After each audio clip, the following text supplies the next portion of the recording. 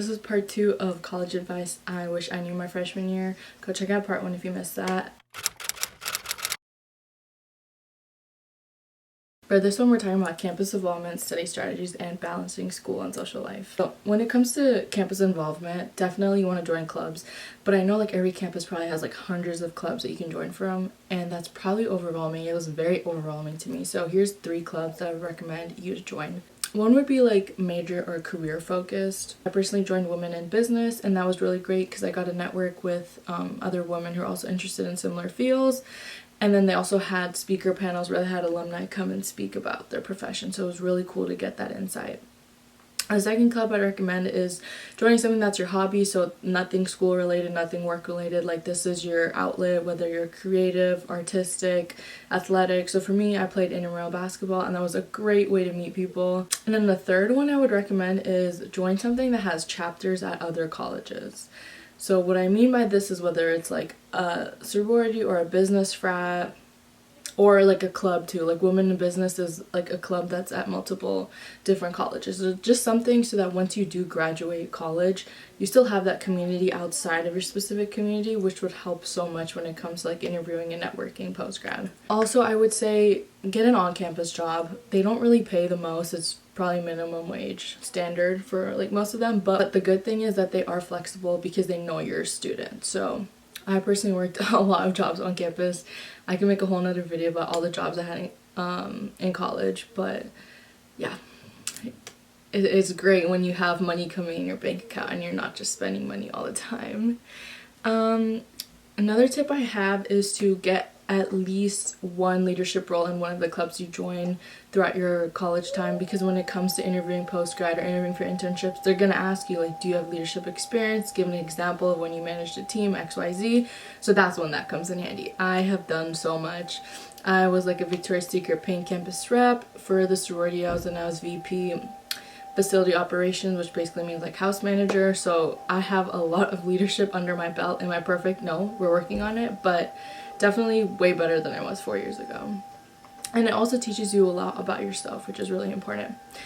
And the next thing I have is your question is probably, should you join Greek life? And for me, I was in it for 2 years, then I dropped. So my first 2 years I lived in the sorority house. My junior and senior year I was not part of Greek life. And my opinion on that is, so okay, first of all, for Greek life, I didn't really know this, and it's kind of on me, but it depends on like what school you go to. But some of them have like social, cultural, and educational Greek life. So I joined the social one, but looking back, I might have probably joined like a business frat or something, because that just might have been a little bit more beneficial for me. But what I would say is like, if there's something you're interested in, go rush. Like worst case, if you don't like it, you can drop. Like you're not tied down to it, but just know that some of them could cost a lot, so that's something to factor in. But it's also like you're only in college once, so I might as well have fun. Number 2 is going to be on study strategies. Keep in mind, I'm not a straight A student, so I'm not going to talk about this too much, but here's just a few things that worked for me. Number 1 was using the Pomodoro technique. So personally, I would do like 25 minutes or 30 minutes on studying, and then like a 5-minute break, and then 30 minutes to study, because I could not go like 2 hours in a row. And then my second tip is do not study from your bed.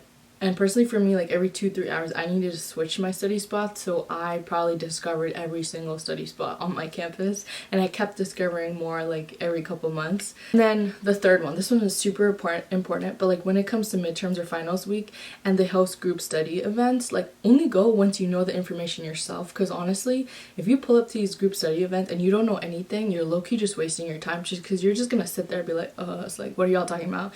So save yourself the stress and the time. Study first and then go to these group study events, so that you're actually learning the most that you can and hopefully doing better in your tests and exams.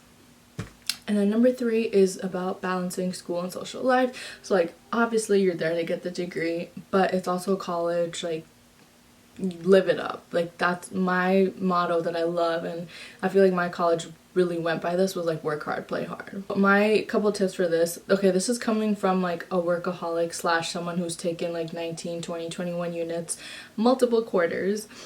calendar time block and stick to your schedule. So I personally use Google Calendar. I had that stuff color coded. The first couple years, what I would do is like Monday, Tuesday, Wednesday, I would just school, like go to class and do homework like, all day, like just gym basically, and then go to class all day. And then Thursday, Friday, Saturday were my days to like hang out with friends, socialize, go party, have fun. And then Sunday would be my day to reset slash like laundry, get ahead for the next week. But then my junior and senior year, what I started doing was like the first half of every day like would be dedicated to school, work, whatever, and then the second half of every day would be dedicated to like my other job and then also hanging out with friends.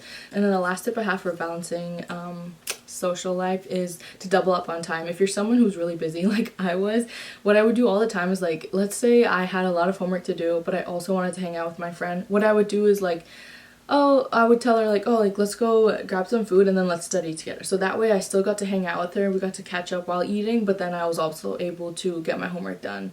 Or I would go on sunset walks with my friends all the time. So for me, like I wanted to hit 10K steps every day, so walking plus talking with a friend, I'm like, you knock out 2 birds in 1 stone. So that's a tip I used to make sure that I could get everything I wanted to done in the day, but also prioritize like hanging out with my friends because I think that's really important. And that was all the yapping for this video. Definitely have way more advice videos coming out, but let me know in the comments like if there's anything specific you want advice on.